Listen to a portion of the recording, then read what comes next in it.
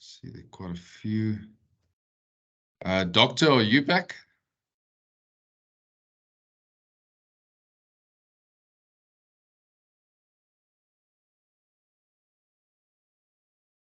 We'll just wait for Dr. Mkwanazi just to join again, and then we'll start.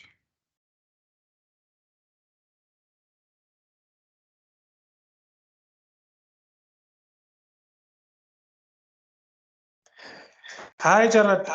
There we go. Yes, doctor. So I think we can, we can proceed. Thank you.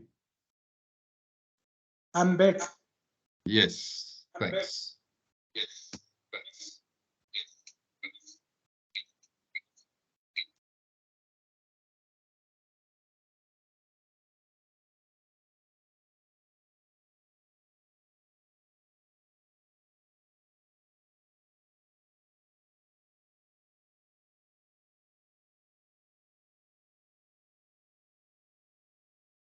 Okay, doctor, we can start as soon as you're ready.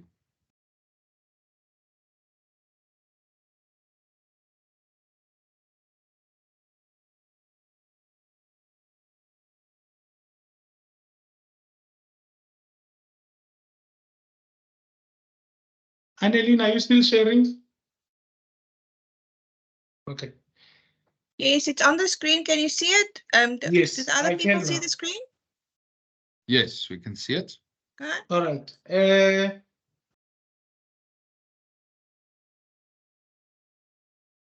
Continuing from where we left off, in terms of audiometry and management of noise-induced hearing loss in the workplace, we are normally guided by instruction 171, which helps us to calculate what we call the PLH. The PLH is percentage loss of hearing.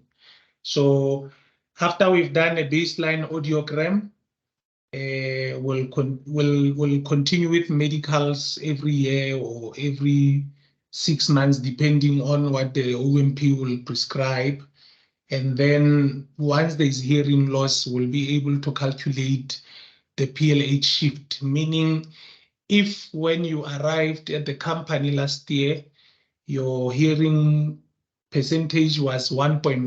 1.1 is the lowest hearing percentage loss of hearing that anybody will ever record.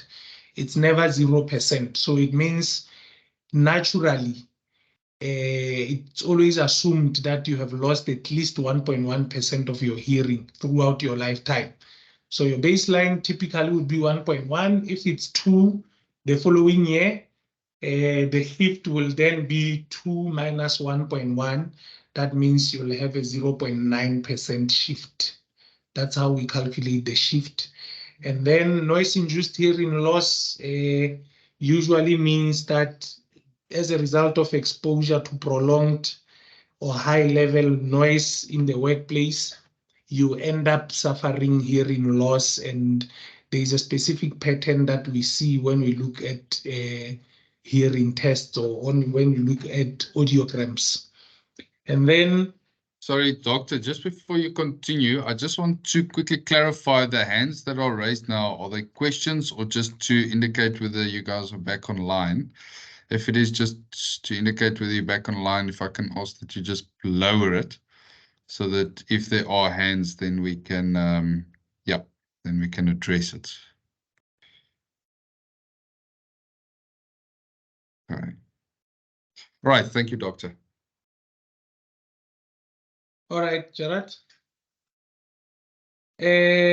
So when we calculate the percentage of disability, and I'm mentioning this because it's always an issue of contention. An employee comes, let's say an employee comes with a PLH of 20, let's say 21.1 for simplicity's sake, comes with a percentage of 21.1.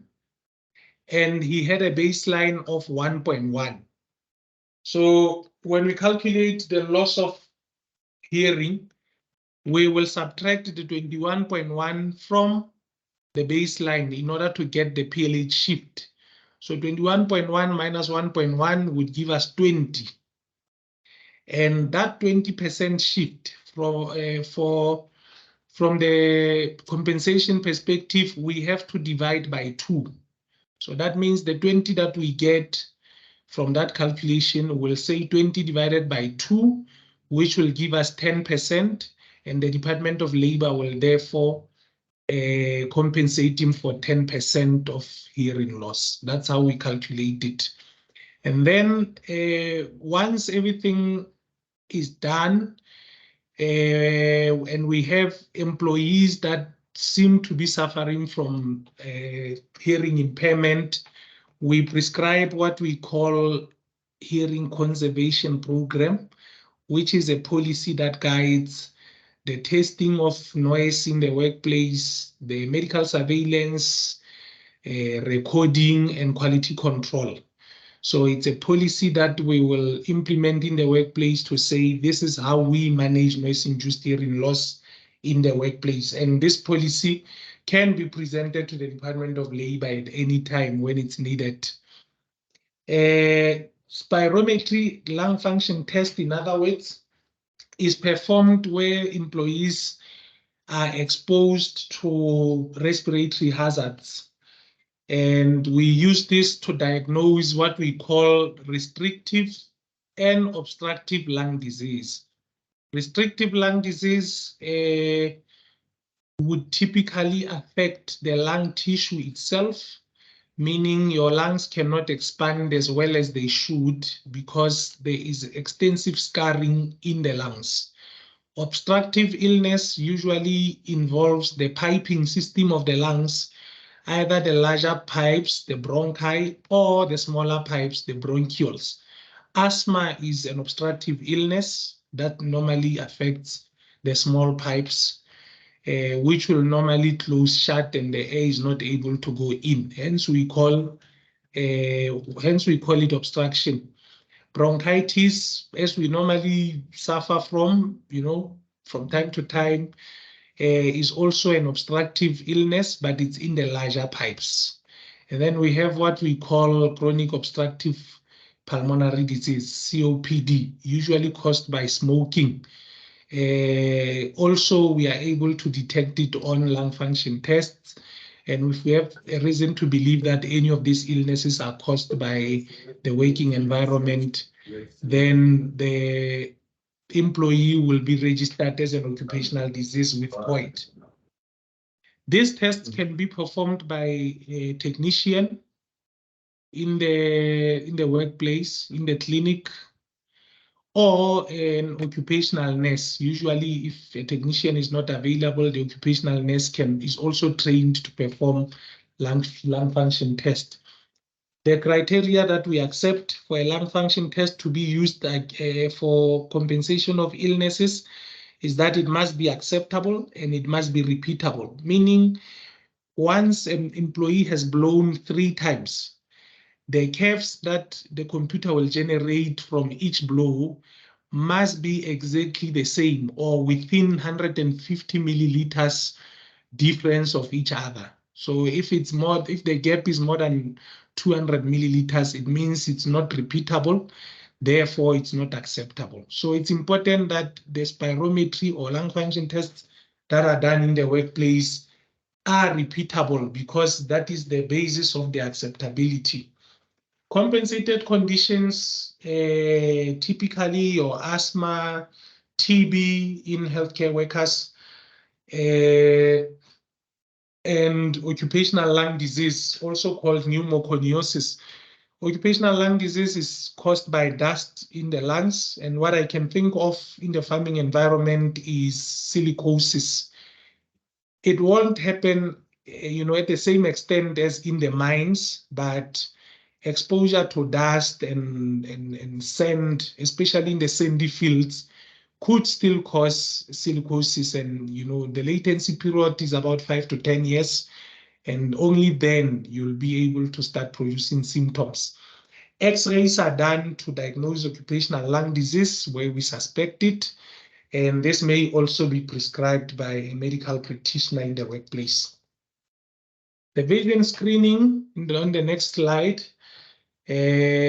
is simply an electronic visual screening test that tests the visual acuity of employees for the purpose of declaration of fitness for work. We have what we call a keystone test. The keystone test is one brand that we use for this type of test, but it has become universal, like Colgate, you know. So it's a keystone test, meaning an electronic test that we do for vision screening. And then we have what we call a Snellen test. Snellen test is just a chart, a quick chart that we use to determine whether a person can see or not. The components of the vision screening tests, you are looking at near vision, you are looking at far vision on both eyes, obviously. You are looking at intermediate vision sometimes. You're looking at night vision, depth perception, and color blindness. Color blindness is very critical in electricians and people that work with electricity, pilots and train drivers. And then depth perception and the night vision, near vision and far vision is important in the driver's tests that we spoke about for the PDP as well.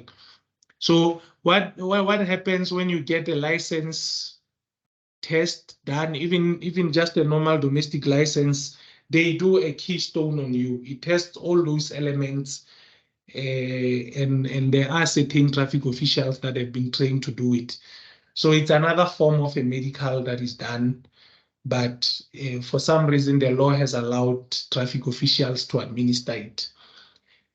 I've already gone through the critical occupations like the machine operators and drivers and pilots and electricians who have to do certain vision screening tests in order to be declared fit. ECG is done where we suspect. Sorry, doctor. Just quickly, Yes, sorry, just before you continue, maybe just a point that you raised earlier. On the silicosis and the dust monitoring, I think that's where the necessity of medical surveillance comes in. Yes. Because something like silicosis, as you mentioned, only shows about 10 to 15 years after the fact. So I think medical surveillance. So I just wanted to exclamate the point that this is why we do occupational medical surveillance, because if the company does not have the proof of the medical surveillance and the status of health during the course of the employee working at the certain company, that company is immediately could be held liable for that. So I think that, you know, doing occupational medical surveillance and doing the occupational hygiene surveys to establish what the dust content and exposure is, that is why we do it. So it's an investment in the long term, so that one has the facts at hand should there be claims in future. So I just wanted to mention that as well, just to give a bit of background there as well. Yes, Gerard, thank you very much. And that's a very important fact, because remember, if you're exposing people to dust, you need to be able to prove that the amount of dust that you were exposing them to was minimal. And we can achieve this through occupational hygiene surveys. So meaning if Paul goes on pension and 5 years into pension, you are hit with a claim of, let's say, silicosis, or coal workers pneumonitis because he was working in a boiler, you know, with coal and stuff, you need to be able to produce documentation that yes, he was exposed, but the exposure was minimum and it was within the minimum requirements. Of course, Labor or Compensation Commission will compensate him, but you would always need to be able to justify your part in the process. It could have been an employer that he had before he came to work for you. All right, moving on, we often do ECGs, electrocardiogram, or exercise tolerant ECGs where we suspect certain employees might not be able to tolerate high intensity work, and then we'll make recommendations on their fitness afterwards. Heat tolerance is, generally performed in mines where people are exposed to high heat environments. And I've also explained the questionnaires that we do in the workplace: hand and arm vibration questionnaire, ergonomics, K10, which is a stress questionnaire, shift work questionnaire. These are the questionnaires that need to form part of the medical if employees are exposed to such hazards. On the next slide, then we have what we call heat tolerance and cold stress questionnaires for people that are maybe working in freezers and working in a high heat environment. It's performed when we believe that an employee is exposed, or when the exposure profile indicates that this employee is exposed to that.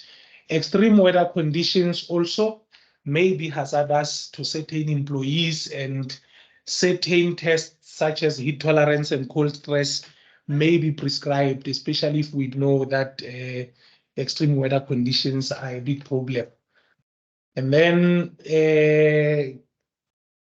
just an outline of the questionnaires that we've mentioned: hand and arm vibration for people that are working with hand tools, for people that are, usually the technical people and maintenance people.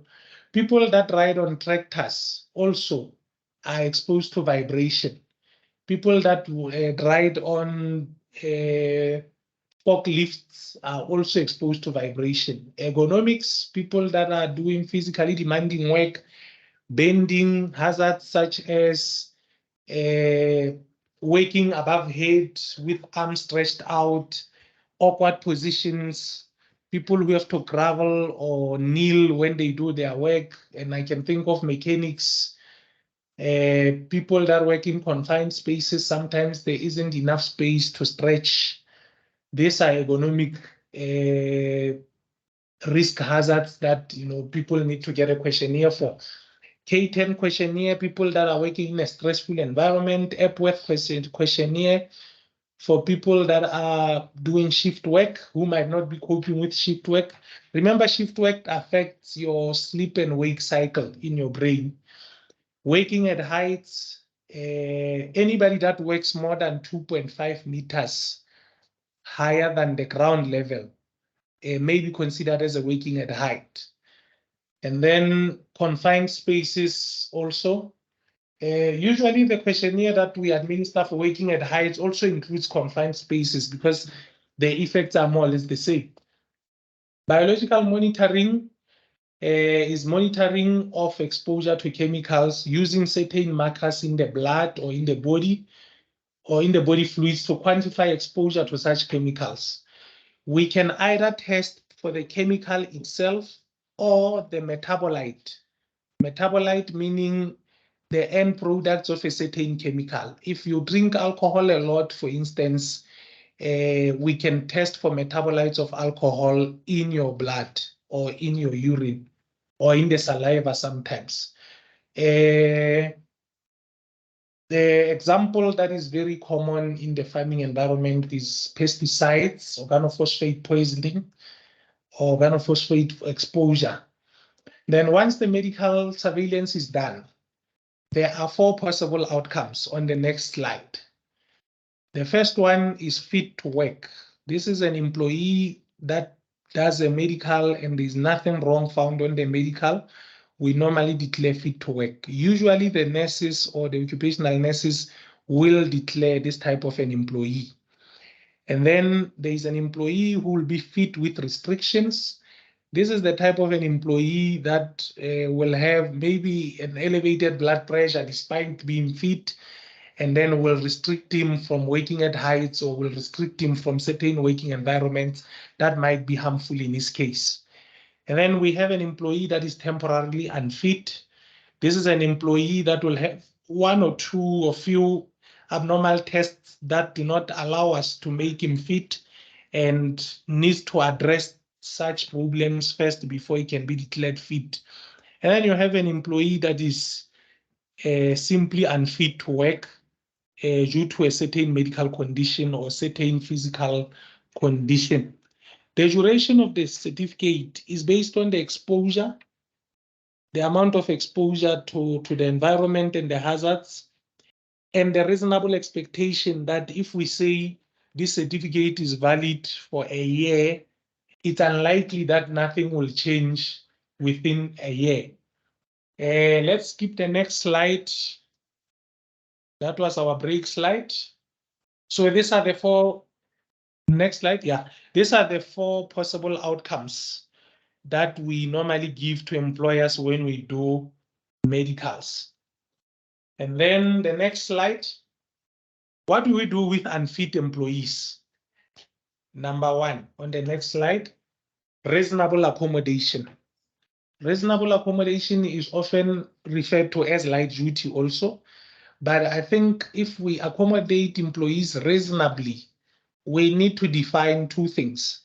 We need to determine how long he's going to be accommodated for and whether he's going to be accommodated in the same department or in a different department. And if that's temporary, that's still reasonable accommodation. If we move an employee from, let's say, electrical to plumbing, for instance, that's no longer reasonable accommodation, that's redeployment. And when we do redeployment, we may need to adjust the remuneration based on the new environment that is going to work in, and we will need to do a pre-placement medical because the medical that we had was applicable to the previous environment. And then, unfortunately, sometimes it happens that the employee is unfit. We cannot accommodate him reasonably. We cannot redeploy him, and we have to recommend medical boarding. Medical boarding is when we say your condition is so bad that you cannot improve. The prospects of treatment are very poor, and the prospects of you ever doing your job again are very minimal, and we cannot accommodate you anywhere. And that's the most important part. The law says you must reasonably accommodate as far practicable as possible. If you cannot prove that you were unable to accommodate the employee, you might still face unfair termination of employment if the employee decides to take it on review. So you need to be able to prove that I tried to accommodate him here, but he was not able to work, or I got a medical opinion that said this person has a heart failure and he won't be able to do any kind of work. And unfortunately, his abilities would not allow him to work within an office environment because he only has grade 7, for instance. Temporary disability is usually what we recommend when an employee is sick, has depleted his sick leave limit. Remember, we are given 36 days within a period of 3 years for most companies. So if that's depleted and the employee is still sick, we don't just summary fire them on the spot. We allow them to heal if, based on the reports we get from the doctors. And if they are insured, you can approach the insurance and say, Mr. Hollard or Mr. Clientele, I have this employee who cannot work. There's still a good chance that he'll recover one day. May I please ask you to pay him during this period until he recovers, and when he recovers, we'll put them back on the payroll. Or if it's permanent disability, normally that will mean we've allowed this person to be temporarily disabled for about 2 years, but after 2 years, there's still no improvement. Then we can say he's permanently disabled. Or alternatively, we can call permanent disability on the spot. Let's say maybe when we get a medical opinion that this person will never recover again. So it doesn't always have to follow the temporary disability route first. The doctor usually will give us direction. And With disability, remember, it's defined as loss of function or loss of a body part that enables the employee to do his work. So if an employee doesn't have a hand anymore, he is disabled. But if he's in the kind of an employment where he can still work with one hand, he does not need to be given permanent disability. On the next slide, continuing with what happens when people are unfit. For minor issues like uncontrolled glucose or elevated blood pressure, we simply just refer them to a doctor. The doctor will treat, give them a report that says the sugar is controlled. We can also test that to confirm, and then we make them fit after that. And the outcomes that we get from the doctor obviously need to be reviewed if there is a clinic on site, and we don't just take the doctor's word for it. And then sometimes we may need to reasonably accommodate them or redeploy them as previously mentioned. And if this fails, then we'll have to consider incapacity, be it temporary or permanent. And then if we have to apply occupational health in the agricultural industry, the first step is always risk assessment. This is also just a recap of what we have mentioned. Always assess and identify hazards. Always evaluate the exposure on a regular basis. Calculate and quantify and grade the risk in terms of severity. Then you design the controls. Then you continue to monitor and evaluate. And when you are done, you start the cycle at the beginning again. So meaning it's a continuous and non-stop procedure. You never stop. And then from there, we have done health risk assessment. We've graded the risk. We've quantified. We've implemented the controls. We are monitoring and evaluating our controls. We are reviewing it every now and then.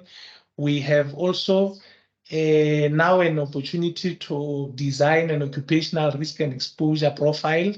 And then from that, we will design a medical surveillance matrix that we will use to perform medicals on our employees. And please move to the next slide and the next one. Okay, and then now we do our medical surveillance because we understand the risk that our employees are facing. And we are doing our medical assessment and surveillance based on the risk profile that we have. So we'll do our pre-employments before people are employed.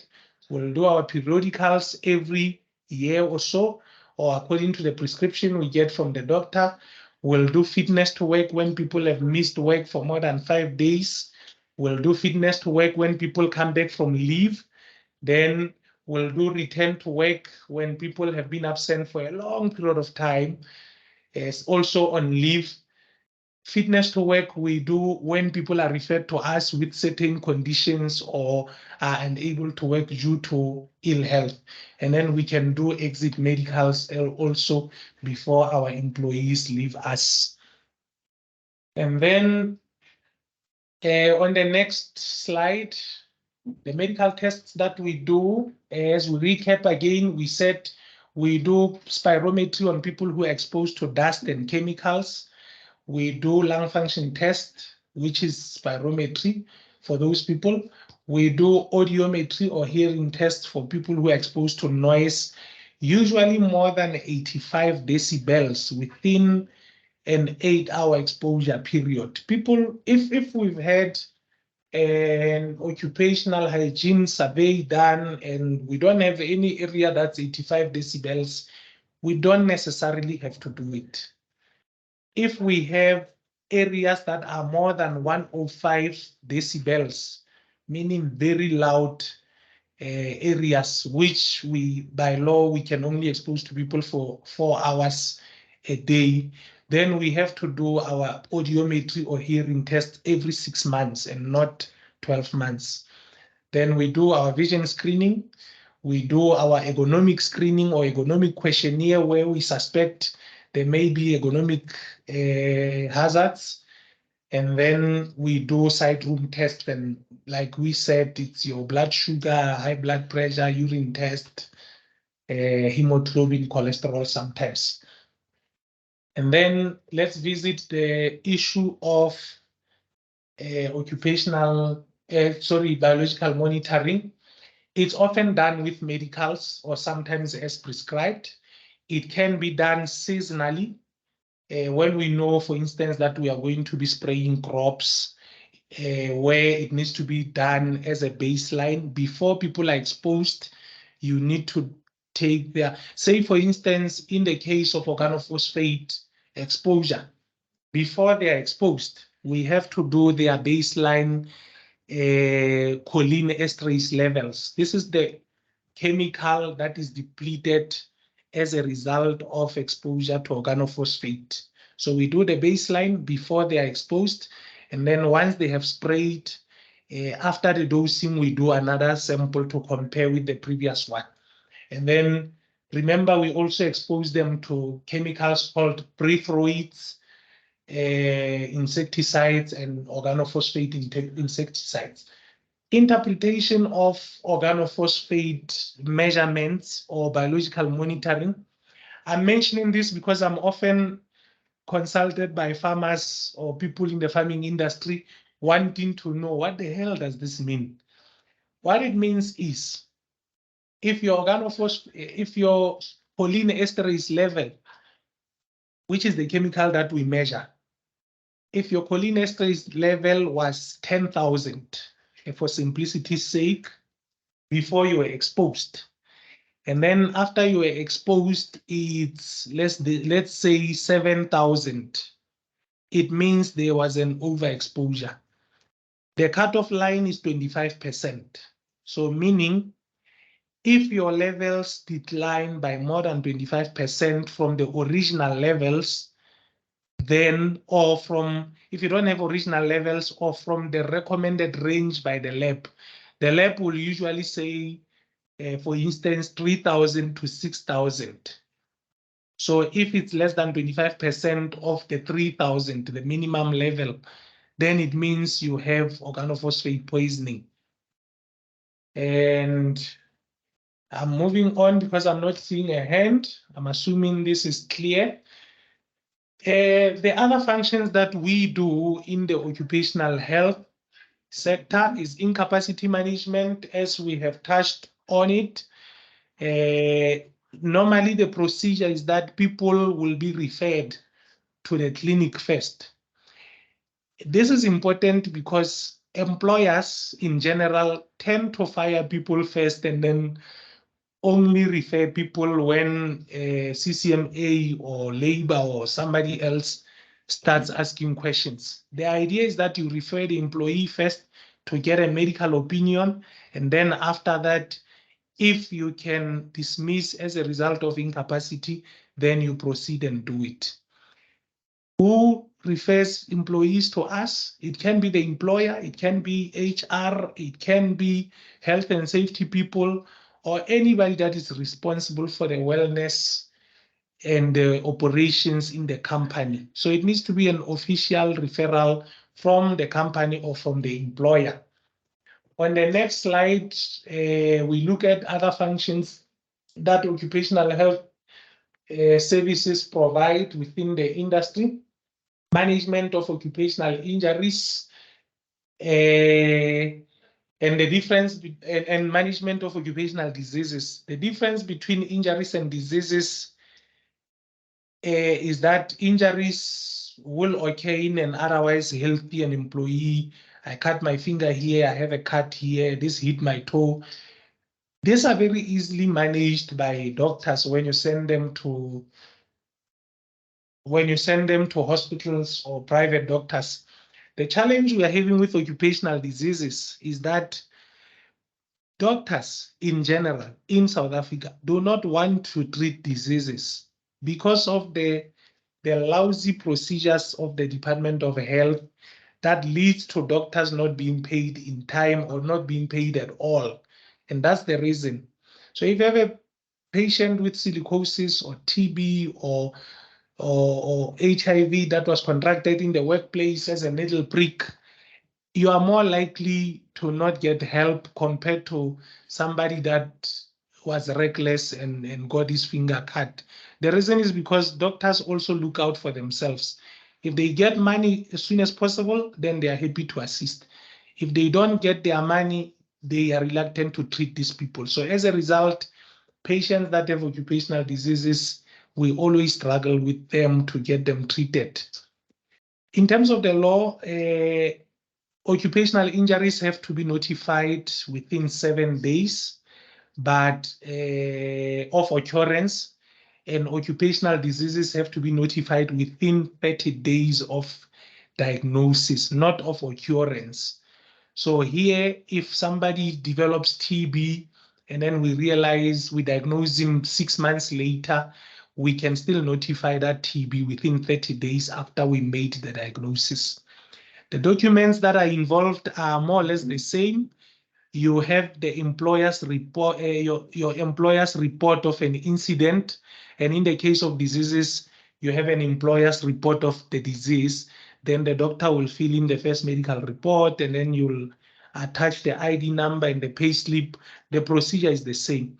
Slightly different with occupational diseases, where you have to, in addition to the employer's report, you have to supply the exposure history. That's another form.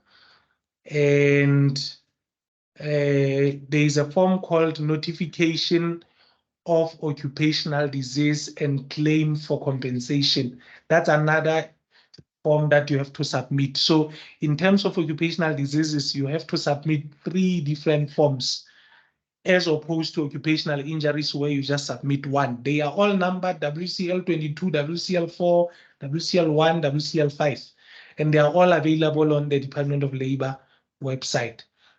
Cases that are compensated are cases that have a permanent or temporary disability, where we said disability is loss of a body part or loss of function of the body part, either temporarily or permanently. And cases of death are also compensated. With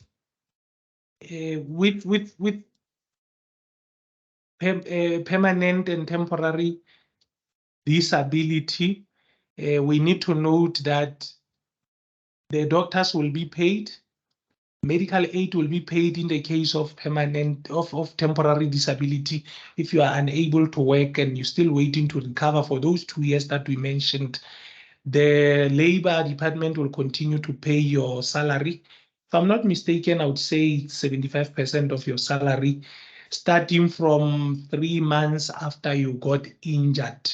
So if you miss a day or 2, your employer will pay you typically. If you miss more than 7 days, your employer will pay you, but the employer may be able to claim your salary from the Department of Labor, get refunded. But if you've been away from work for more than 3 months as a result of an injury or disease, then the employer doesn't need to pay you anymore. Labor needs to pay you. And knowing the administrative process of labor, we all know what happens. The employer ends up paying you and sometimes struggling to recoup the money. On the next slide, the other service, which is very uncommon in our country, is the advisory, where the employer just appoints the occupational health people to provide advice and consultancy. Normally, we are more medical surveillance orientated as occupational health practitioners in our country. We tend to do medicals and we tend to focus occupational health only on medicals, as if that's the only thing we are able to provide, but we can provide much more. On the next slide, the setup, different kind of setups that employers can consider. Number 1, it's an on-site clinic that is owned by the employer and ran by the employer. The advantage is that the employer is in control. The employer comes up with policy and the employer caters specifically for his own needs. The disadvantage is that the costs are involved. You have to hire a nurse, you have to sometimes pay a doctor, and sometimes lack of knowledge from the employer side. If you don't know where to start, that might be a problem. And then the other problem might be the licensing or the compliance of the clinic. Remember, once you establish a clinic, you have now established a healthcare institution, which is now managed by the Department of Health. And it needs to be licensed by the Department of Health, and it needs to be legislated and monitored by the Department of Health, because you are now employing healthcare workers. The second type on the next slide is a mobile clinic that is usually provided by a service provider and only comes to you when you need it. The advantage is the access. It's easily accessible. It can go to even on the side of the fields or forests or wherever you need it. There is space to work. It's private, and you only pay for what you need. The disadvantage is that sometimes the space can be limited because it's a small clinic. Sometimes it's not always available when you need it. You might have to wait for other people who are also clients of the same service provider. On the next slide, we are looking for a clinic that is on-site, but it's managed by a third party, meaning you only provide the building to the healthcare company and they manage the clinic for you. The advantage is that it's usually well managed because it's managed by experts. They know what to do, what you need based on your unique environment. They will provide an expert service for you. And then the disadvantage is that they often don't consult you for what they want to do, and you have to do what they say you must do. And sometimes you will feel like you cannot afford it. There is a high cost involved. Sometimes you'll be requested to pay a subscription fee per month, which might be higher than your budget. And unfortunately, like many other industries, it means you now have a middleman who has to manage the relationship between you and your employers and your employees. And then in the next slide, we also have a privately owned walk-in clinic that services different clients.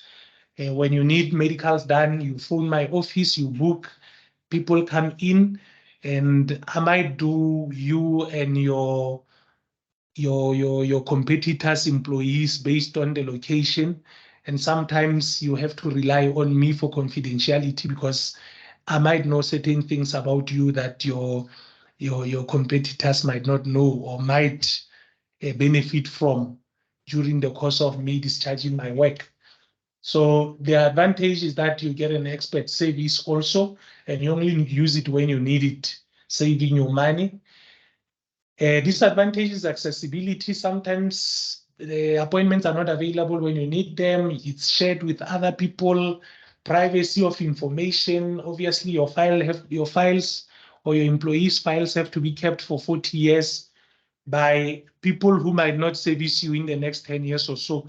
So you have to make plans to retain records or to transfer them to the next service provider.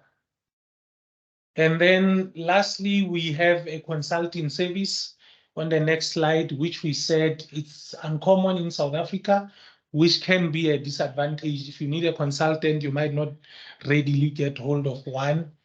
The supplier provides advisory on anything and everything that has to do with health and safety. Will normally provide clinical management and expert service of medical issues and advice on health situations and policies, and then we'll also manage incapacity in the workplace. And lastly, on the next slide, Annelien, if I can ask you to allow me to share the next one. Let's see if my computer is able to.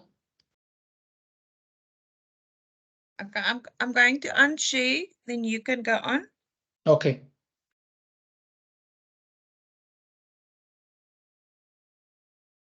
Okay, let's share.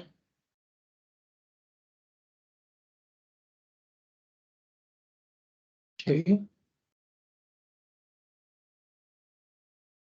All right. Can everybody see my screen? Jara, Give it can a you see it? It's black at this moment. Yeah, it's still coming through. Doesn't. All right. There we go. Okay. There we can see it now. All right. Let's read the case study. A 58-year-old male presents with loss of consciousness, abdominal cramps, foaming in the mouth, and diarrhea. He worked as a general worker. They have been spraying crops for a week. On that particular day. The following day, a 50-year-old woman or female presents at the emergency room with similar symptoms. On further inquiry, it is established that she is his wife.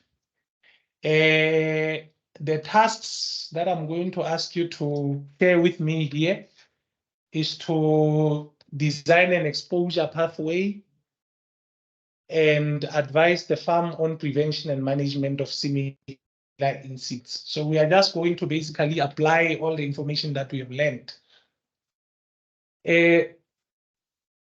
First of all, I think we can both see, I'm not sure how much the clinical knowledge people in the industry have about organophosphate poisoning, but this is a classical example of organophosphate poisoning. People will come in with abdominal cramps, foaming in their mouth, diarrhea. Basically, anywhere where water can come out, it does.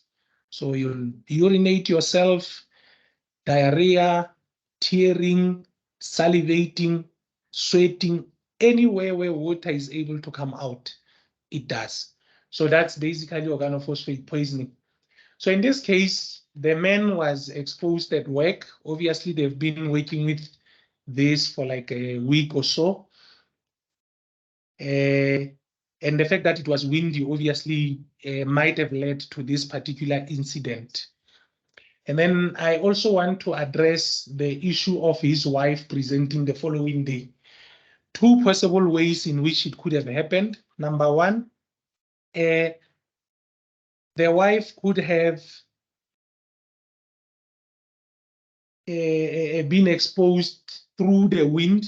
If, let's say, the village is not far from the fields, you can inhale organophosphate and develop symptoms from it.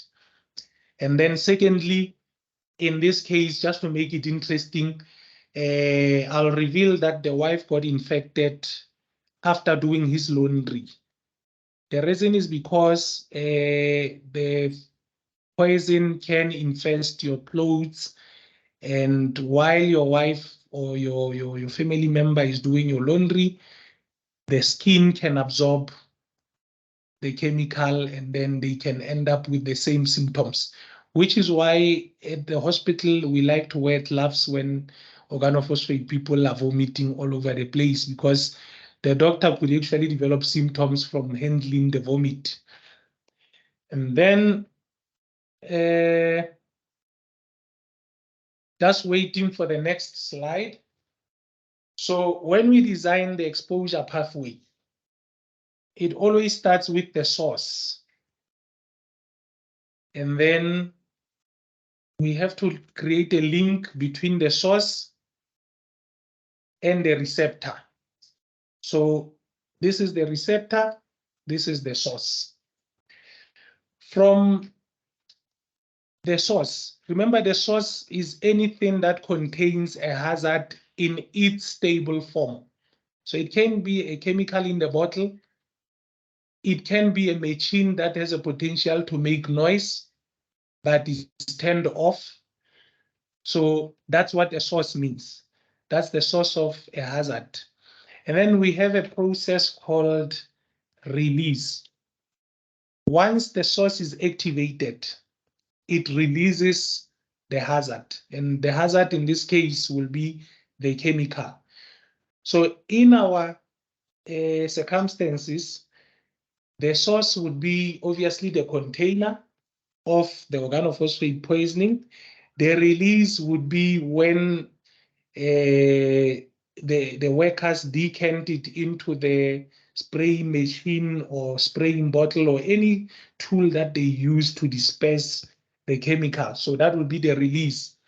And then we have what we call emission. Once it has been released, emission is the process where the chemical is emitted into a certain environment, into a chamber. It can be the air, it can be the water, it can be soil, it can be plants. And in this case, the poison will be emitted into the air and onto the plants, meaning once you have sprayed the plants and you touch them, you can get poisoned. You are poisoned by the plant that you touched. So we are also talking about transmission from the source into the carrier host. So now the plant is becoming a carrier, the air is becoming the carrier, the water can become the carrier. If there's a stream from the fields, let's say maybe once it rained, there is a lot of research that has demonstrated that a lot of pesticides are found downstream in the rivers. So that's the process of transmission from the original containing host into the carrier host. And then from emission, in our exposure process or exposure pathway, we go into the emission phase. Emission is also called uptake. When the hazard, or what we call let's say the hazard, is presented on the surface of the receptor. The receptor is the host, in this case, the man. We look at the route of entry, and the possible route of entries for organophosphate poisoning. We are looking at the obvious one, intentional digestion, where let's say a girlfriend would be saying, "I'm done with you," and the guy just drinks a cup of organophosphate and then ends up in a hospital. So the first route of entry is ingestion. Ingestion can occur in two ways. There can be intentional ingestion and uninverted ingestion, inadvertent ingestion or unintentional ingestion, where you've been touching your clothes, you've been touching the plants or the equipment you were working with, and then you forget to wash your hands, and then as a farm worker, you like your pap and milk, and you mix it up nicely with your hand, like we Sotho people do. I don't know if other cultures do that. You turn it into a fine product by, squeezing it with your hand, and whatever chemicals on your hands will mix with your pap and milk, and you can easily ingest that. So that's the first way in which our patient or our employee could have come in contact with the poison here to Doctor, lead to a hospital. I see there is a hand raised from Vessel. Okay, let's hear the question. Yeah, no, sorry, I've raised my hand. Just in the meantime, you can continue and explain and first discuss this on the organophosphate. But I just would like to ask you, when you're done, Okay. can you maybe share some of your experiences on, because we are Agbiz Grain, I'm a general manager of Agbiz Grain. I would like to hear your views and opinions or insights on the use of fumigants in the storage sector, handling and storage of grain and oil seeds. Okay. So we receive product from the farmer and we store it, and I would like to get your insights and views on that when you're done with this discussion. Thank you so much for your preparation. Appreciate it. All right. So ingestion, we said, is the first exposure pathway. The second exposure pathway is inhalation. So meaning, remember from our case study, we said that it's a very windy day today. So the poison will be emitted into air, and a route of entry in this case would be inhalation through the nose, meaning the employee could have inhaled the poison in the air, the droplets that are suspended in the air, and that would have led to the poisoning incident. And then the third one is the dermal pathway. Dermal comes from dermatology, which is the skin. Dermal pathway occurs when the chemical comes into contact with your skin, and both the peripheroids and the organophosphates can be easily absorbed through the skin, which is why when you arrive at the hospital, especially if you're from the farms with organophosphate poisoning, the first thing we do is take off your clothes, because your clothes could be continuing to poison you. And in our case study, the lady was poisoned through the clothes, through washing the clothes. Think about touching the clothes, moisturizing the skin with water a little bit, and then the absorption starts taking place. And then after emission, and then we have dosing, and the certain amount of dose will reach certain organs, and then symptoms will be produced. So that completes our exposure pathway. Just to recap, we said there is a link between the source and the receptor. This is how we approach all the exposure scenarios, whether it's physical, whether it's chemical, biological. And this is something that we advocate from exposure science. Likely it applies to occupational health, but this is mostly exposure science. You have to create a link between the source and the receptor. And when you implement your controls, you are able to target certain stages. There are controls that are aimed at targeting the source. There are controls that are aimed at targeting the release.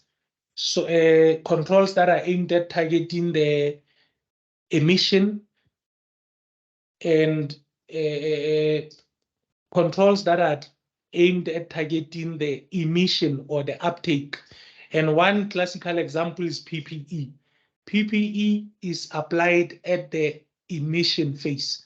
So as you can see, remember we said PPE is not the most effective, and it's usually the last resort. For the offensive particle or substance to reach the receptor or the victim, it means so many stages have occurred and so many controls have failed. That's why we protect the employee with PPE, because everything else has failed. We don't start PPE with PPE at the very first step. The very first step is the source. We can eliminate the source or replace it, apply administrative engineering controls, maybe secure it in a certain way, or apply certain administrative controls in terms of managing the release or the handling. But once you get to the receptor, often PPE is the last resort that we have to employ. Remember, we can also remove the receptor by automating what we are doing. And instead of having people pumping 20 liters of organophosphates in the fields, we automate it by putting it in a tank behind the tractor and spraying the crops.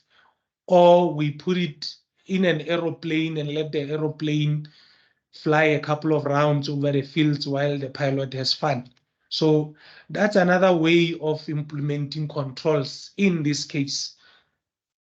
Moving on to the next slide, which is the management and controls. We are going to apply everything that we have learned. First, it starts with risk assessment and risk management. If you know that you use certain chemicals in the workplace, you need to have risk assessment and risk management policies in place and practices in place to make sure that you don't end up dealing with the consequences. So we are still at the preventative stage. No poisoning has occurred, but we know we are handling poison and we know it could cause potential problems.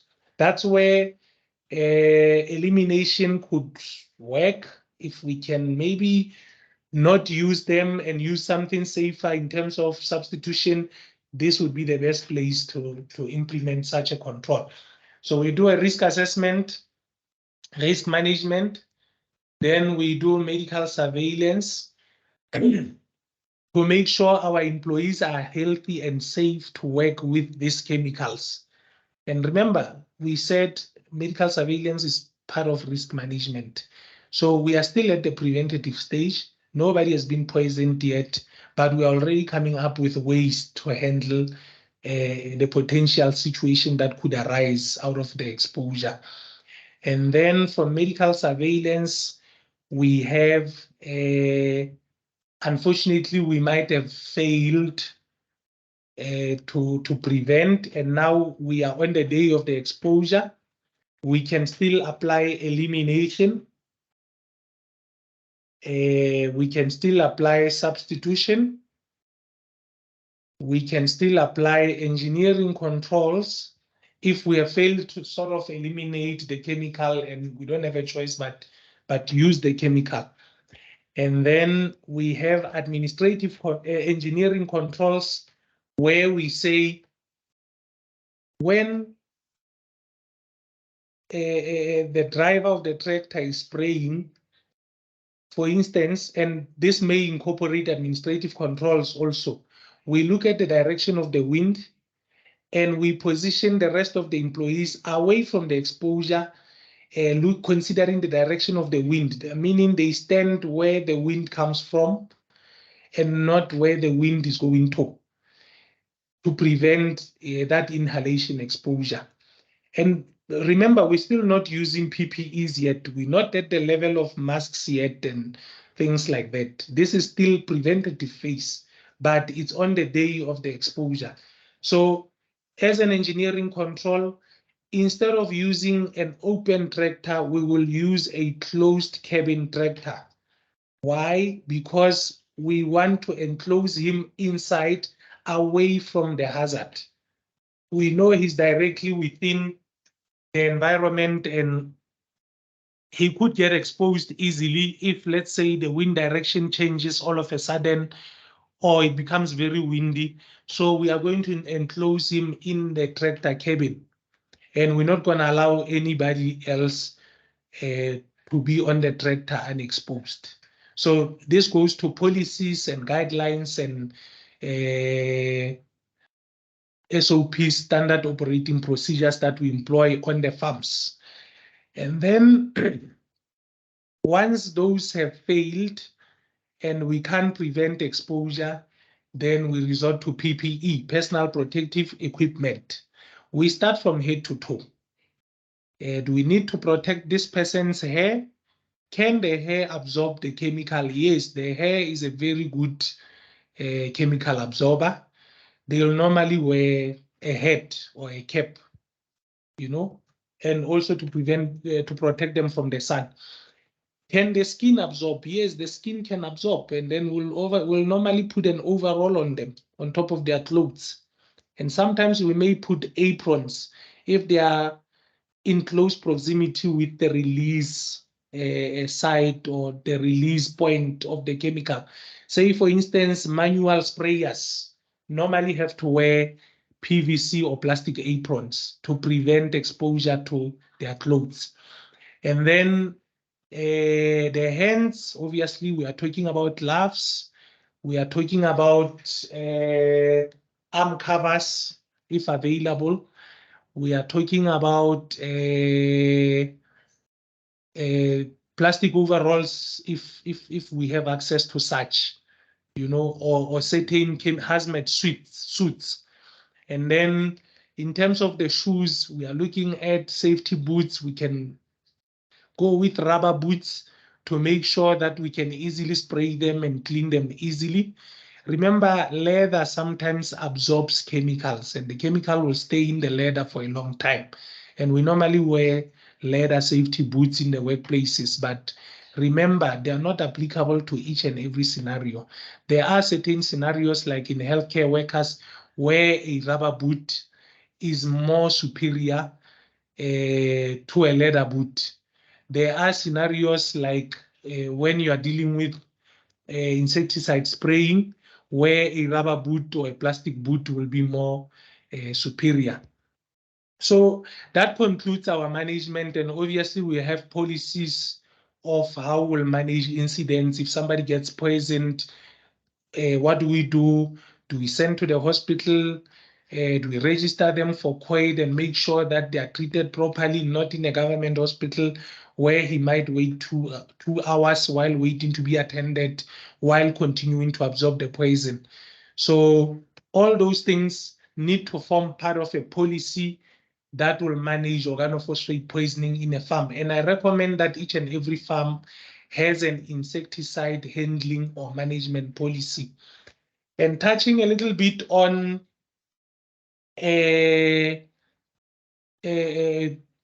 insecticides in silos and grain storage. In my career, I have a privilege of working with VKB, who manage a lot of silos within the Free State and the other provinces. And I also work with Premier Milling in Vanderbilt in Vereeniging area, the Snowflake Mill, and Sasco Mill in Bethlehem. They deal with insecticides a lot, because once you've stored the grains, you have to make sure they stay fresh or they don't get infested with insects. So to be honest, I have not been asked a lot of times to deal with such incidents. Perhaps it's because the role of occupational health in these industries, it's still not very much clear. I've been given an opportunity to do medicals for insecticide handlers, because the Department of Labor has a specific medical that they expect this kind of employees to have. So that I've done, and I do it mostly for, I think, Premier Milling, where every year I'll do biological monitoring for their insecticides handlers. The company will give me a manifest of the chemicals they use, and then I'll go through all of them, the ingredients, and figure out what could be detected in the blood. And I'll be honest with you, most of the chemicals, according to our current standards, are not measurable. So we could still have a lot of chemicals that affect people, but we still cannot detect them. So what's detectable in terms of the lab manuals, I'll request the lab to test, and then when I see them for a medical later, which by law has to be done by an OMP and signed off by him, I'll consider the biological monitoring that we did, and then I'll sign off on the certificates. I think this should partly answer the gentleman's question, but I'm open to more questions, and that concludes our presentation. And now we still have for those who are still awake, we still have a few minutes of questions. Thank you very much. Thank you, Doctor. Just to maybe add there as well. So I think for Wessel, just to add to that question or to that answer.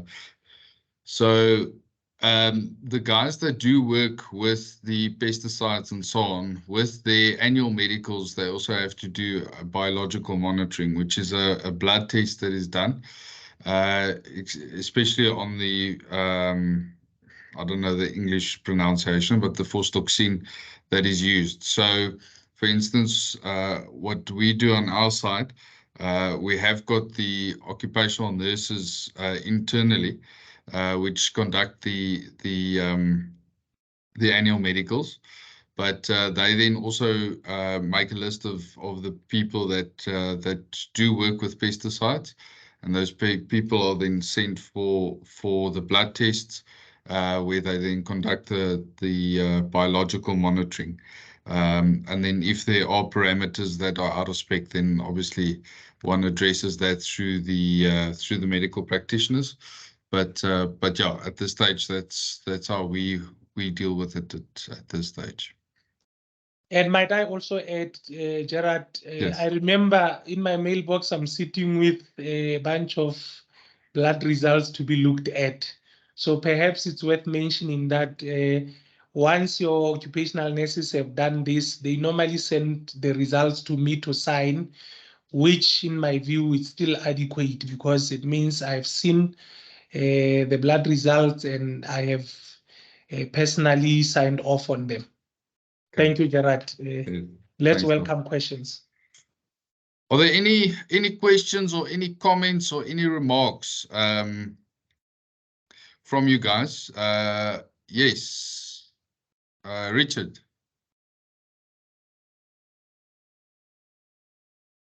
Hi, possibly hinging, thank you for the presentation, Doctor, and Gerard for organizing, and possibly hinging on what Vessel mentioned with regards to fumigation.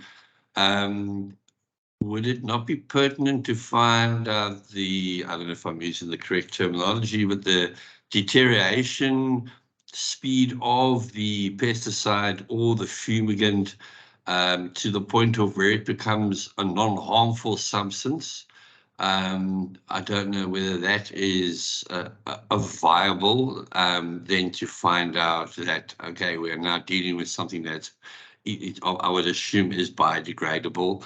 But I think that would be key to finding that we've now got a product that we are no longer exposing ourselves to, so to speak. I know there are tests done when they work with hexane, when they do oil extraction, and they test afterwards to see that they have 0.01% of hexane in the oil or whatever the case may be. But back to the fumigation and the insecticide, I think it would be important for us to know the speed of which it becomes a non-hazardous product or has broken down to a point. I don't know if that is a viable question I've asked. I definitely think so. Maybe just from my perspective, Doctor, if you want to add. So I think the risk here is the application of those pesticides. So not once it's gone through the system. So for instance, the fumigation that is generally done in the silo complexes and environment, usually by the time that it's gone through the process, there's no more traces of that, and that is also why when you enter those confined spaces, you obviously also test for the levels of oxygen, etc. So I think the biological monitoring risk starts with the application of those pesticides rather than when it's gone through process. So yeah, that's primarily why the guys that apply the pesticides, those are the guys that you want to biologically monitor on a regular basis.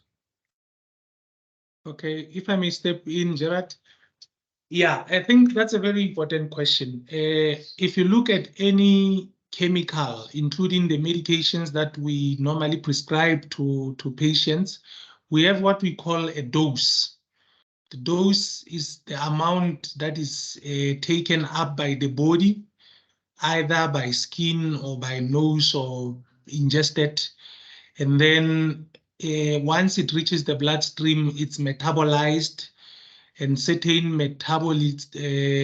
metabolic products will be produced, or what we call metabolites. And then the dose, once the liver starts processing the chemical, you have what we call a half-life. So certain chemicals will have a longer half-life than other chemicals. This is now pharmacology, but say for instance, if you ingest 1 gram of organophosphate, a half-life would mean that for you to reach 500 milligram, which is half of that dose, it will take 20 hours. So that means poisoning will be very severe in such circumstances with chemicals that have a long half-life. But for chemicals that have a short half-life, it means If you ingest 1 gram now, after 20 minutes, you'll reach half-life, and the levels in the blood will no longer be adequate to produce symptoms. So meaning your body will process it fast. In terms of dosing and hoping that the concentrations will reach non-toxic levels within a certain period of time, this is something that can be described clearly by the manufacturer. And I think this is what will guide the dosing frequency. Because again, you don't want to dose today and tomorrow, insects can move in and start chowing the grain. So you want to say, I can dose at a 3-month interval, but the dosage that's severe enough to cause human symptoms will probably continue for like a week or so. That has not really been proven. It might be difficult to say because poisoning in human beings depends on the dosage that you take, over how long and how your body processes it and how fast your body can get rid of it. So for drugs that your body can get rid of quickly, you can present with symptoms, but they may not be that harmful because your body is able to get rid of it fast.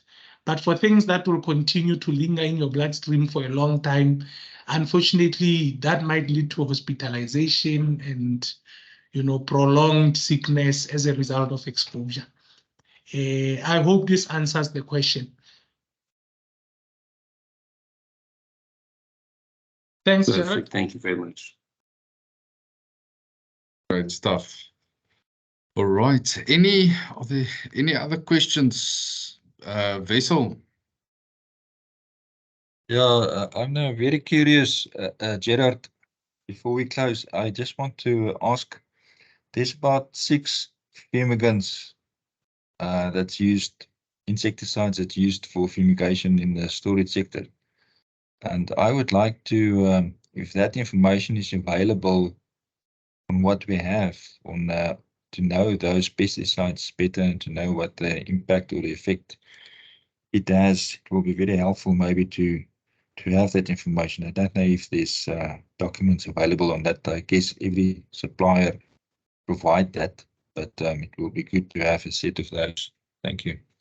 Yeah, so on your fumigants, you'll also have a safety material data sheet, which will also give you and provide you that information. But yeah, Wessel, I don't know, would you suggest that maybe the guys send through the type of fumigants that they use?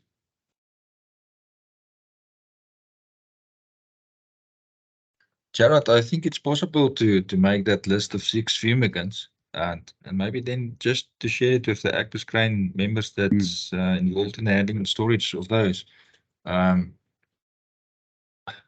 think it will be helpful. If they don't have it, maybe they do. I don't know.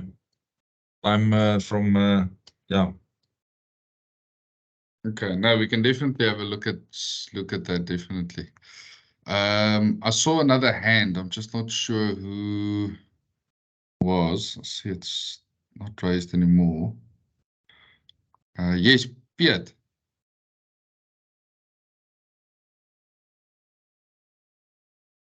Piet, you can go.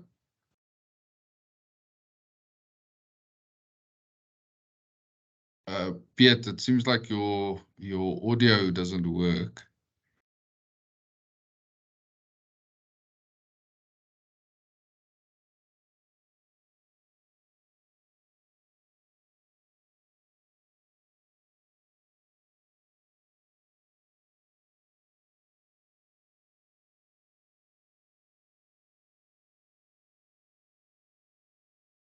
Okay, Piet, I'm not sure. I see you are unmuted, but it seems like your audio is not coming through. So I'm not sure what's happening there. Maybe you can type the question. I'm not sure if the chat is open. Yeah, maybe in the chat. You're quite right, Doctor. Maybe, Piet, if you can just type your question in the chat. In the meanwhile, any other questions or comments or remarks, or maybe something you guys are struggling with in terms of occupational health in the workplaces.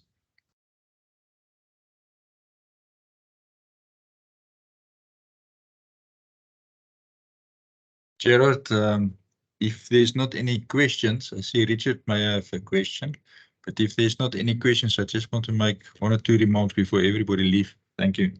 100%. 100%. Richard. Yeah, sorry.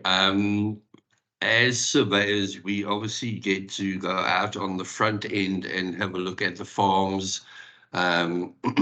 I was unfortunately had my whole car sprayed by aerial spraying back in 2015, just outside Malmesbury, but yeah, nothing happened to me, fortunately. With regards to us looking at poison rooms, which is what we often do, we need to know where the poison rooms are. It's usually asked prior to even going anywhere near it, because you can obviously smell it before we get anywhere near it, as to what type of poisons, pesticides, insecticides that they are actually holding. Would it be, maybe it's a rhetorical question, but would it be recommended not to enter a poison room to take photographs? Because we need to know that that room is actually abundant room. In other words, if we do have a leak that we need to see on the inside, what PPE would you recommend other than a face mask, whatever, and obviously not touching anything? It's just something that we encounter on a regular basis when we go to farms. Yeah, so Richard, I think from my side, and I don't know, Doctor must second me or rule me on this one, but I think the essence of that is to make observation. Is the room well ventilated? So there are very specific guidelines and regulations regarding the storage of hazardous chemical substances in the OSH Act. And yeah, if the room is not very well ventilated, yeah, depending on what type of chemicals they might have there in those storage facilities, I'd be fairly wary if it's not well ventilated to enter. Yeah, especially if there are like serious pesticides and so on. But also bearing in mind that as Doctor said, it also depends on your exposure time frames, and then also the dosages that you would inhale over that time, and also whether you're wearing PPE with regards to something like a mask or whatever the case may be. So, Doctor, I'm not sure if you concur with my answer. Yes, I do. Yeah. Okay, cool. Right, Doctor, I see you and Piet. I don't know if you just want to elaborate on that, the discussion that you guys had in the chat. Yes, I think the question was saying what must be done with pest control also.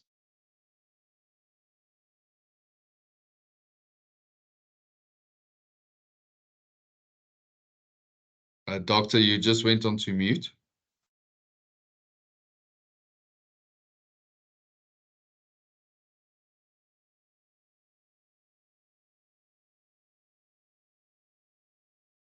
Okay, not sure. I don't know if Doctor can hear us. Yes. Also, I've been talking. Yes, sorry, you've been muted. So I'm saying if the pest control officer comes from a service provider, normally the employer will be responsible for everything, risk assessment and medical surveillance, but the local or the resident SHEQ person can make sure that he meets certain requirements before he's allowed to do any work. Say, for instance, a proof of a medical or anything that you require, or in terms of PPE, make sure that they have adequate PPE to carry out work on your site. But as the employer or as the farmer, you will not be liable for somebody else's employee. You must just make sure that the working environment is safe, because if somebody else's employee is going to work in your farm or in your premises, then the safety of the environment is your responsibility. I'm not sure if this answers what Piet was asking, but I felt the question was broad. So this is how I thought maybe it needs to be answered. Okay, thank you. Stiffy, your hand's raised. Yeah, thanks, Gerard. Thanks, Doctor. Richard's question also about them being exposed when they go into these rooms and stuff with the toxic substances and that. Also attached to the insurance side on your liability, where sudden unforeseen pollution is not excluded under liability, but also if they don't comply with the regulations as such, when a fire happens, that toxic cloud that can develop, and with the winds that we've had currently on the Highveld and all over the place, and Mpumalanga being a huge farming community, that could also affect how the people look at the insurance side, and what steps needs to be in place, because the surveyors, like Richard said, must evaluate this and make recommendations around that. So it's very important for them to actually, as a surveyor, understands the risks involved with this. And I think with the information supplied today, it will maybe change the way they look at these hazardous material stores, and how it's been done, and what the effect can be in the end on that. Yeah, no, I fully agree with that. All right, I think I just want to make sure, are there any last questions? I see Vessel's hands raised. I'm gonna give you a chance now, Vessel. Any last remarks? I have a question. Yes, Vessel, sorry. I have a question, maybe for the full, maybe for some of the insurance colleagues here, and to the doctor. I would like to know, from a storage sector point of view, we noticed quite an increase in the storage structures that is going up on farms. Now, if you compare the legal requirements, regulatory requirements to purchase insecticides or fumigants, a farmer can do that. You can buy that fumigants over the counter, but the storage sector, the storage operator, you have to be, I hope it's a correct word, you have to be registered as a user. So there's a legal requirement that you have to adhere to, which is not equal to the farmer. That's a farmer that buy that fumigant. In terms of the liability for the producer and for the storage operator and for anybody that access that premises, can somebody just maybe give me some clarity on that? Because in the past, a farmer store grain for own purposes, but it increasingly became a matter where you store the grain to release later for commercial purposes, to trade and to sell at a later stage. So it's not only for on-farm use anymore. It's a difficult question, but I think it's maybe somebody have some perspectives or insights on that in the future. Thank you. Yeah, so maybe if I can go first, I think the essential part of that is that, as with the Occupational Health and Safety Act, the acts in terms of pest controls, etc., or pesticides apply to everybody. So whether you are a producer or whether you're a storage facility or whatever the case may be, as like the Occupational Health and Safety Act, those regulations apply to everyone. So whether you adhere to it or not, that is different. That's obviously a different story, but it is applicable to everyone. And like Piet made a remark, being registered as a pest control officer, so operations that do use these pesticides must have a registered pest control officer. So what that entails is they need to go through a formal pest control course. Thereafter, they need to be registered as a pest control officer, and that registration, I'm talking under correction now, so please don't quote me, but I think it's an annual or a biannual follow-up with regards to renewing that pest control officer certification. But those rules and legislation applies to everyone.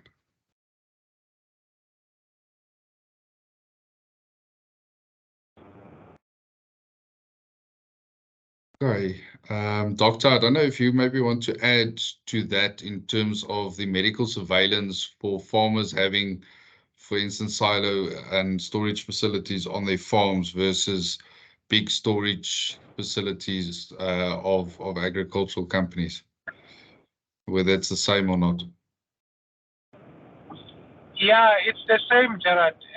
The principle is that where there is an employee, medical surveillance and risk management or risk assessment must be done. And, depending on what you find when you do your risk assessments, you'll have to include everything that people are exposed to. Remember, when we spoke of the OREP, your OREP will indicate that these people are exposed to pesticides, these people work at heights, because I'm thinking they might need to climb on top of those silos. And so you just need to end up designing a very comprehensive medical that encompasses or covers everything that people are exposed to. Thank you, Gerard. Okay. Right, thank you. I think I don't see a raise of hands anymore. I hope that has answered all your questions. I see we're running way out of over our time. But if there are any questions later on, please feel free to email them through to Agbiz Grain, and yeah, we can address it from there. I've also posted Doctor's details in the chat as well. So just before I hand over to Wessel, just a reminder, please, guys, I see there's only about 33 people that has registered on the form in the chat. So please use the link in the chat that Annalyn has posted there. Please complete the attendance register. It really is, it's like 4 fields that you need to complete. So please do that for us. We'd much appreciate it. Okay, then I think I'm going to hand over to Wessel. Thanks, Wessel. I don't see there any further questions. Thank you, Gerard. I just want to thank Dr. Mkwanazi for his very informative preparations or presentation and the preparations that go into that. It was quite informative, and I also would like to thank Agri for the evaluation of this today's session for the continuous professional development points. Thank you for Hanlie Kruse at Santam Agri, and then our own Agbiz Grain SHEQ committee that proposes topics for this discussion. It's very helpful to get those practical suggestions, and I would also encourage anybody on the floor to do that and maybe send it in so that we can continue to prepare for speakers and to address our needs. And then Plus Media that is also going to do an article on this specific topic that we will publish in our Agbiz Grain quarterly. So if you missed anything, there will be a summary on this discussion. And then lastly, I just want to thank you, Gerard, from VKB. VKB is a member of Agbiz Grain, for your the facilitation of this session and your continuous involvement. We really appreciate it. Thank you to you as well. And then over to you. You can say goodbye to everybody. Thank you. Okay, thank you very much, Wessel. Much appreciated. And yeah, thank you for everybody attending. I think without everyone's attendance and yeah, interest in all these topics, I don't think this will be a success. So thank you very much from my side as well. And to Dr. Mkwanazi, thank you. Thanks for making the effort and putting it in all the effort to explain this to us. And yeah, we hope to get you involved a bit further in the future as well. So yeah, guys, I think with that we can conclude. Like I said, if there are any questions, please don't hesitate to send them through and we can answer them from there. Thank you very much, everybody. Have a lovely day and a good week ahead. Cheers. Thank you, Gerard. Bye.